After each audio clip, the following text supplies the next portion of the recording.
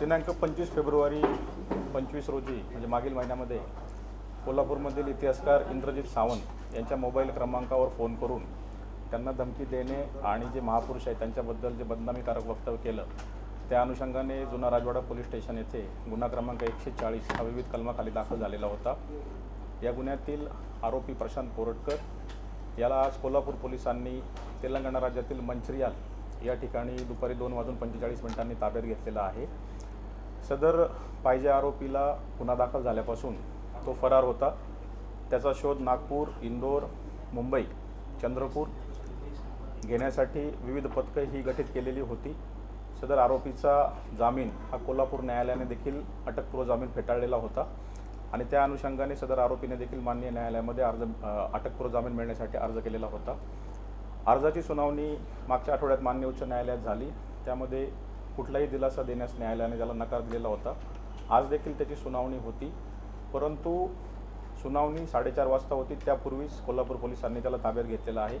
त्यामुळे सदर जो अटकपूर्व जामिनाचा अर्ज आहे तो माननीय न्यायालयाने डिस्पोज ऑफ केलेला आहे। दुपारी 2:45 वाजता स्थानिक पोलीस स्टेशन या ठिकाणी माहिती देऊन कोल्हापूर पोलिसांचं पथक आता या आरोपीला घेऊन कोल्हापूरकडे रवाना झालेलं आहे। साधारण 12-13 तास कोल्हापूरला येण्यासाठी बाय रोड लागतात। रात्री उशिरा या आरोपीला कोल्हापूर येथे आणल्यानंतर पुढील जी कायदेशीर प्रक्रिया आहे ती पार पाडून उद्या माननीय न्यायालयामध्ये हजर केलं जाईल। तर तेलंगणामध्ये असल्याने मिळाली कसं वर्क बऱ्याच अँगलने तपास कोल्हापूर पोलीस दल करत होतं। त्यामध्ये राजवाडा पोलीस स्टेशनचे देखील 2 पथकं होती, स्थानिक गुन्हे शाखेचे देखील पथकं गठीत केलेली होती। जी माहिती बरीचशी माहिती ही आम्हाला प्रसारमाध्यमांमधून देखील मिळत होती। मध्ये काही दिवसापूर्वी बातमी आली होती की तो चंद्रपूर येथे वास्तव्यास होता। त्या ठिकाणी जाऊन देखील चौकशी ही राजवाडा पोलीस स्टेशनच्या पथकाने केलेली होती। काही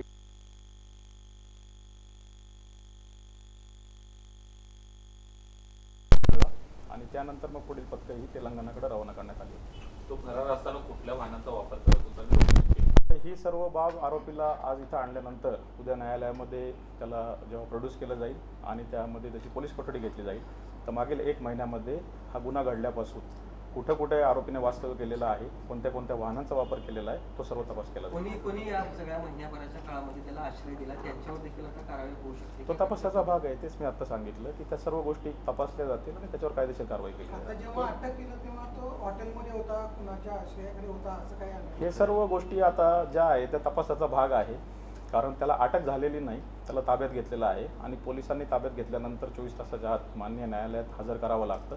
तर सध्या टीम आता त्याला घेऊन निघालेली आहे। साधारण 12-13 तास प्रवास करून पोहोचेल रात्री।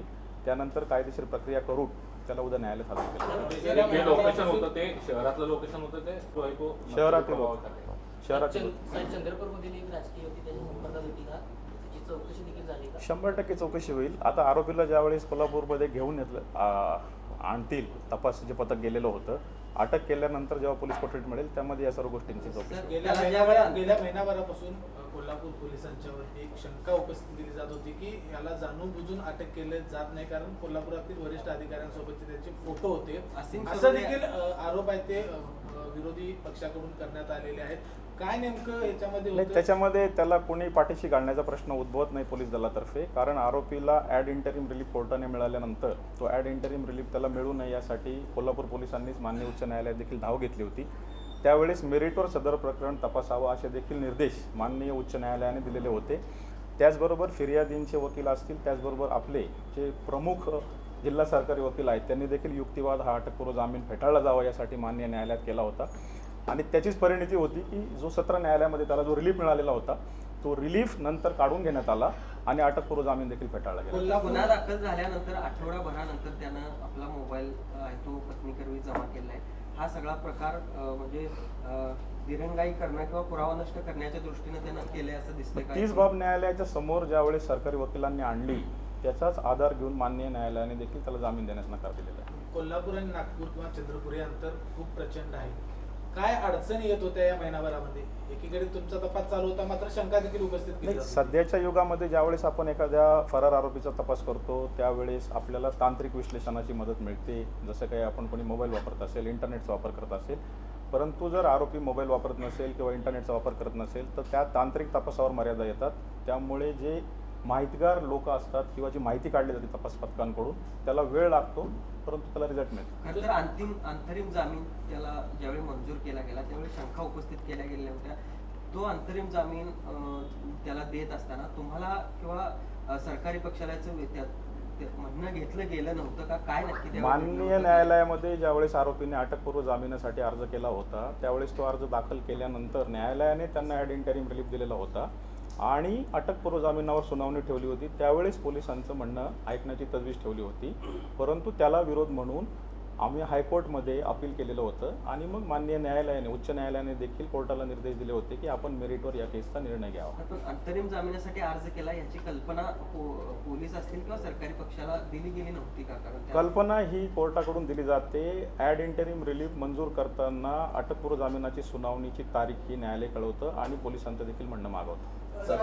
एक महिना चकवा देत असताना प्रशांत कोरटकर म्हणजे कशा चकवा देऊ शकतोय असं वाटतं, कारण एक महिना तरी आता तो तपासाचा भाग आहे. सर या सगळ्या गोष्टीवरती तुम्ही एका बाजूला तपास करत असताना दुसऱ्या बाजूला मुख्यमंत्री गृह खात्याचे प्रमुख म्हणून सांगत होते की कुठेही लपला तरी त्याला अटक करू. मुख्यमंत्र्यांचं मॉनिटरिंग सुरू होतं का? आता ज्यावेळी पहिला तुम्ही सांगितलं की अटक केली त्यावेळीचे रिएक्शन काय होतं? नाही, मुख्यमंत्र्यांचे पहिल्या दिवसापासूनच आदेश आहे की महापुरुषांची बदनामी करणाऱ्या व्यक्तीला कोणीही पाठीशी घालू नये आणि शासन असेल किंवा प्रशासन असेल ते देखील पाठीशी घालणार नाही. त्यामुळे उच्च न्यायालयामध्ये केला गेला आणि आज देखील सुनावणी होती. मागच्या आठवड्यात देखील सुनावणी पार पडली. त्यावेळेस देखील विरोध हा संबंधित तपासी अधिकारी किंवा कोल्हापूर पोलीस दलातर्फे करण्यात आलेला आहे याच्या अटकपूर्व जामिनाला. विरोधी पक्षाकडून असंही म्हटलं जाते की याला कोल्हापूर पोलिसांनी पकडलं नाही तर त्याने स्वतःहून सरेंडर झालाय, काय करायचं? आता मी प्रशासकीय अधिकारी म्हणून कोण काय बोलतो त्याच्यावर प्रतिक्रिया देणं योग्य ठरणार नाही. आम्ही जो तपास करतोय तो समोर येईल. पकडलं का तो सरेंडर झाला स्वतः? त्याला पकडलेला आहे. सर, जिल्हा सत्र न्यायालयामध्ये ज्यावेळी दुसरी सुनावणी या संदर्भातली झाली त्यावेळी त्याचा जामीन रद्द करण्यासाठी जो पोलिसांकडून अर्ज केला गेला होता तो कायद्याच्या तरतुदीत नसलेला किंवा तो कालबाह्य असलेला अर्ज तो दाखल केला गेला होता. न्यायालयाने अटकपूर्व जामीन नामंजूर कसं सांगितलं? अर्ज नामंजूर कसा केला कोर्टाने त्याचा अटकपूर्व? त्याला आता ताब्यात घेतलं त्यावेळेला कोणत्या परिस्थितीत होता, नेमकं कुठं होता, कुठल्या एरियात? मंचरियाल रेल्वे स्टेशन जवळील परिसरामध्ये त्याला ताब्यात घेण्यात आलेलं आहे. त्यानंतर मंचरियालमधील पोलीस स्टेशनला त्या बाबतीची नोंद घेऊन त्याच्या कुटुंबियांना माहिती देण्यात आलेली आहे आणि पथक रवाना झालेलं आहे, कारण 24 तासामध्ये त्याला न्यायालयात हजर करणं आवश्यक आहे. आपल्याकडे जो मोबाईल सबमिट करण्यात आला होता त्याचा डेटा डिलीट करण्यात आला होता, तो डेटा रिकव्हर करण्यामध्ये तो डेटा जो मोबाईल त्यांनी नागपूर पोलिसांकडे पत्नी करवी सबमिट केला होता तो नागपूर पोलिसांनी नंतर राजवाडा पोलीस स्टेशनला हँडओव्हर केलेला आहे.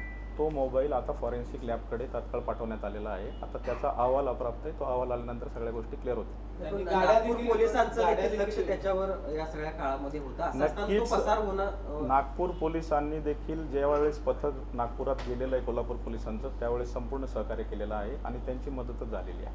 नागपूर पोलिसांचं सहकार्य आहे, चंद्रपूर पोलिसांचं गाडीचं मिळालेलं आहे. त्या गाडीची चौकशी होईल आणि मागील 1 महिन्यामध्ये गुन्हा दाखल झाल्यापासून तर आज त्याला ताब्यात घेईपर्यंत कोल्हापूर पोलिसांनी त्यांनी कुठं कुठं वास्तव्य केलं, कुठल्या वाहनाचा वापर केला, त्याला कोणी कोणी मदत केली, हा सर्व तपासाचा भाग. तुम्हाला जी गाडी मिळाली फुटेजमध्ये ती गाडी कोणाची आहे? नंबर प्लेटवर तो तपासाचा भाग आहे. आता ते सर्व आता तपासामध्ये समोर येईल.